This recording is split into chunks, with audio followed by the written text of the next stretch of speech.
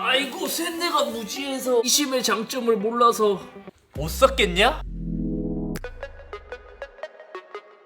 안녕하세요, 이스비입니다. 사실 이번 컨텐츠는 제가 이전에 촬영하고 편집까지 거의 다 했다가 뭔가 애매해져서 영상을 올리진 않았거든요. 그리고 한동안 잊고 살았는데 갑자기 이 컨텐츠를 하는 이유는 얼마 전 기사를 하나 접했습니다. 전자신문의 기사를 보잖아요. 이심 사용 스마트폰 5% 시장 외면의 정부 대책 고심이라는 제목으로 실렸더라고요. 시장 외면? 이게 뭔 소리야 하면서 기사를 클릭해서 봤거든요. 제가 이거를 보고 갑자기 이 용어가 적절한지 모르겠지만 좀 긁혔다랄까요. 여기서도 뭘 봤냐면 이심이 소비자 외면을 받는 이유로 적용 단말기 제한 그리고 인식 부족 등이 손꼽힌다. 아하, 이심이 그저 단말기 제한이랑 인식이 부족해서 소비자의 외면을 받고 있다고? 소비자가 이심이 뭔지 몰라서 이심을 외면한 거라고? 물론 처음 보시는 분들은 그렇게 생각하실 수도 있습니다. 한국에 이심이 처음 도입된 게 2022년 4년이나 지난 시점에서 점유율이 5%밖에 안 되고 주변에서 쓰는 사람도 적으니까 그렇게 볼 수도 있기는 해요. 근데 다른 나라보다 유행, 얼리 어답터 성향이 강한 한국에서 이렇게까지 이심이 성장하게 되지 못한 이유는 뭘까? 심지어 이심은 갖고 있는 장점이 어마어마해서 아이폰은 심지어 미국 모델은 이심 전용으로만 나오고 있는데, 하지만 이심이 한국에 이렇게 보급이 잘 되지 못한 게 소비자가 어려워해서 정도로 생각되는 게 제가 알고 있는 거랑은 너무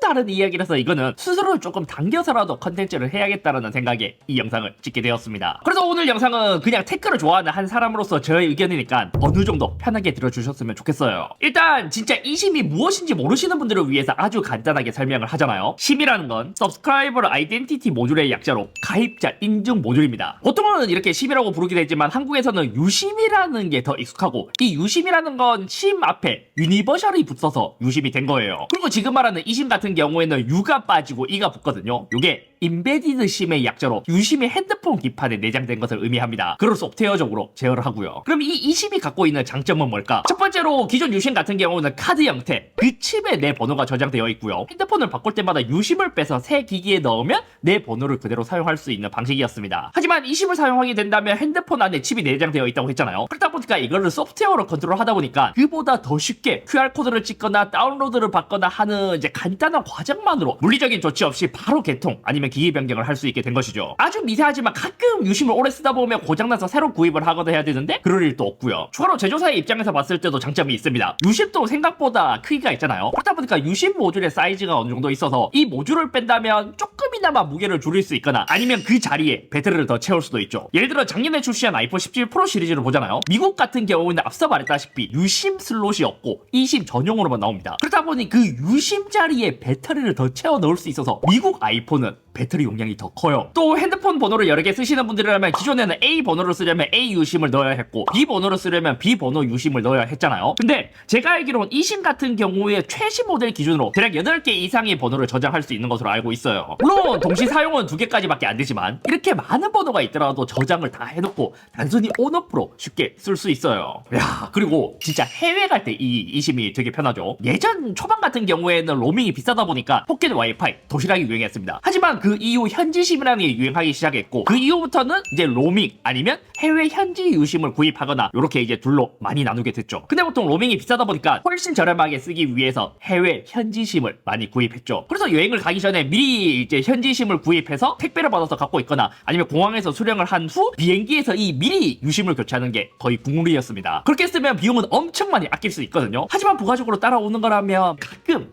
한국 유심을 보관하고 있다가 잃어버리잖아요. 그러면 한국 와서 골치 아픈 게 뭐냐? 핸드폰도 바로 못 쓰죠. 만약 주말에 한국에 오게 된다면 평일까지 기다려야죠. 이것도 겪으신 분이 되게 많을 거예요. 그러고 나서 이후에 이심이 등장한 후로는 이런 단점이 모두 사라졌습니다. 내 핸드폰에 미리 다운받아 놓고 해외에 도착하잖아요. 그러면 뭐 유심 바꿔 끼운 거 이런 거 없이 그냥 딸깍하고 켜기만 하면 돼요. 한국 번호는 오프하면 되고요. 만약 미리 구입 못하더라도 현지에 도착해서 그냥 바로 결제해서 바로 활성화해도 되고. 아무튼 이심의 장점은 진짜 계속 말해도 끝이 없어요. 그럼 단점이 뭘까? 솔직히 말하면 단점은 딱히 없습니다. 굳이 찾자면 가끔 핸드폰 초기화를 할 때 내 이심 정보를 삭제해야 되거나 기기가 파손되거나 고장나거나 침수가 되면 좀 곤란해지는 케이스가 있긴 하지만요. 근데 이것도 사실 동기타에서 제대로 지원해주면 쉽게 다시 발급받아서 새 기기에 활성화하거나 할 수 있는데 해외에 있을 때는 조금 어려울 수도 있긴 하죠. 또 교통카드 같은 경우에는 아이폰에 들어간 티머니는 이제 크게 상관이 없지만 안드로이드는 이제 뭐 교통카드에서 살짝 제약이 있긴 하지만 그것도 사실 방법이 있기도 합니다. 아무튼 간략하게 e심의 장단점을 이야기해봤고 앞서 말한 대로 장점이 이렇게 많아서 많은 나라가 지금 e심으로 이제 바꿔나가고 있는 추세인데 왜 도대체 한국에서는 이렇게 활성화가 안 되냐. 진짜 사람들이 이 e심을 몰라서 아니면 지원 단말이 적어서 아까 기사를 이제 이어서 보잖아요. 과학기술정보통신부 관계자에 의하면 e심 발급을 어려워하는 계층에 대한 지원과 비용 부담 절감, 인식 제고 등 다양한 방안을 검토해 확산 정책을 마련하겠다라고 했습니다. 하지만 이렇게 장점이 가득한 e심 점유율이 오르지 않는 진짜 이유, 그거는 K e심 정식 때문에 오히려 유심보다 더 불편해서 한국에서는 e심을 안 쓰는 거예요. 그럼 K e심의 문제점은 뭘까? 첫 번째로 비용입니다. e심이 보통 이제 일회성으로 발급하는 비용이 한 2,750원 정도 되거든요. 엥? 그럼 유심이 7,900원인데 그거보다 더 싼 거 아님? 비용이 왜 문제냐? 라고 할 수도 있지만 문제는 한국에서 e심은 기기를 바꿀 때마다 수수료가 들어요. 솔직히 저는 이건 아직까지도 미치는 거라고 생각합니다. 왜냐면 e심도 유심의 일종인데 기기 간에 전송을 하는데 돈을 받는다? 기기를 바꾼다라는 이유로 내가 원래 쓰던 e심을 또 돈 내고 새로 이거를 발급받아야 되는 거예요. 이게 심지어 처음 한국 e심이 도입되었을 때 뭐라고 했는지 알아요? e심은 현재 기술적 한계로 재다운로드가 지원되지 않아 비용이 발생할 수 있다 라고 했습니다. 야, 이게 기술적인 한계가 있을까? 물론 있을 수는 있겠죠. 근데 이게 지금 시점에서는 조금 말이 안 되는 게 뭐냐면 2022년도에는 아직까지 시스템이 갖춰져 있지 않다라고 하더라도 4년이 지난 2026년에 이런 말을 한다? 기술적으로 한계가 있다라고 하기에는 그렇지 않을까요? 그래서 이게 미국에서는 어떻게 되고 있냐 해서 이것도 자료를 한번 찾아봤습니다. 미국 같은 경우에는 대형 통신사라고 볼 수 있는 버라이즌의 홈페이지를 보면 e심과 물리심의 차이라는 부분이 있더라고요. 여기서 봤을 때 수수료가 발생하는 경우는 두 가지가 있다고 합니다. 첫 번째는 새로운 계정을 생성하고 새 기기를 네트워크에 연결하는 활성화하는 수수료. 이거는 한국 통신사랑 똑같아요. 아까 말했다시피 2,750원을 내는 거. 대신 밑에 보잖아요. 심카드는 구매 시 한 번만 돈을 내는 게 일반적이라고 표기가 되어 있죠. 여기서도 기기를 바꿀 때 심 비용을 내나요? 라는 항목에서 버라이즌 앱을 사용해서 이동을 하면 비용 부과가 없다 라고 했고, 또 미국의 대형 통신사인 티모바일을 봤을 때도 e심을 활성화할 때 따로 비용이 들지 않는다라고 이렇게 표기가 되어 있더라고요. 유럽 통신사인 뭐 보다폰이나 도이치텔레콤이나 다 찾아봐도 기기를 교체할 때 이거를 이동할 때 돈을 받는다라는 얘기는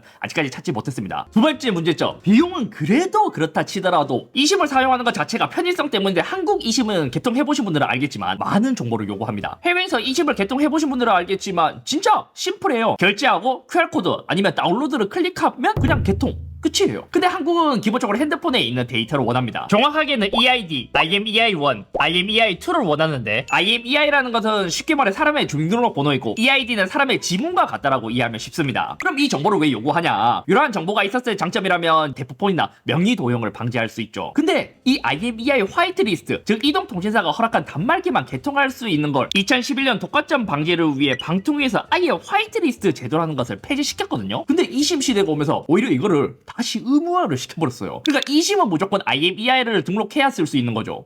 대체 왜? 이유는 앞서 말했다시피 뭐 대포폰, 명의 도용 방지, 취지 자체는 좋아요. 자, 그럼 그래도 e심을 쓰고 싶으니까 제발 그 수수료 낼게, 내 핸드폰 정보를 줄게 해도 더 큰 정작 문제가 뭐냐면 중고폰을 거래할 때입니다. 만약 우리가 중고폰을 구입하잖아요. 이전 사용자가 e심을 한번 사용을 했다. 그러면 새로운 구입자가 개통을 못하는 케이스가 되게 많았습니다. 그러니까 내가 다른 폰으로 번호를 이동했다고 하더라도 e심에 대한 데이터가 기기에 남아있거나 이거를 삭제하더라도 통신사의 정보가 남아있어서 개통이 안 되는 케이스가 되게 많았었죠. 아마 2023년도인가? 그때 뭐 명의도용 방지나 뭐 이런 걸로 인해서 인증을 하지 않으면 곧 정지가 될 것이다, 이러한 문자를 받으신 분들이 되게 많았을 거예요. 이전 사용자가 다른 핸드폰의 번호를 개통했다고 하더라도 전산에는 IMEI 그리고 이전 사용자의 명의 이렇게 정보가 남아있다 보니까 새로운 명의 사람이 이 IMEI의 번호를 개통한다고 한다? 그러면 명의 불일치로 개통이 안 되는 것이죠. 여기서도 e심이 처음이니까 그래도 과정이 필요하겠구나 100번 양보해서 이해를 할 수 있더라도 이것을 해결하는 과정도 되게 복잡했습니다. 그러니까 이게 내 기기에서 그냥 내 번호를 삭제하면 보통 끝나거든요. 근데 이 삭제하는 것만으로 끝나는 게 아니라 내가 쓰고 있는 통신사에 연락을 해서 e심 정보를 삭제하는 과정까지 거쳐야 말끔하게 끝나는 것이죠. 그리고 2024년만 하더라도 상담사분이 이걸 모르는 케이스가 많아서 e심을 쓰다가 이제 중고로 팔려고 하잖아요. 그러면 이걸 해결하는 과정이 까다롭고 복잡하다 보니까 유심으로 다시 돌아가거나 이렇게 되는 케이스도 되게 많았습니다. e심 값도 내고 수수료도 내고 핸드폰 정보까지 다 줬는데 관리가 제대로 안 되는 거예요. 그러니까 불편함은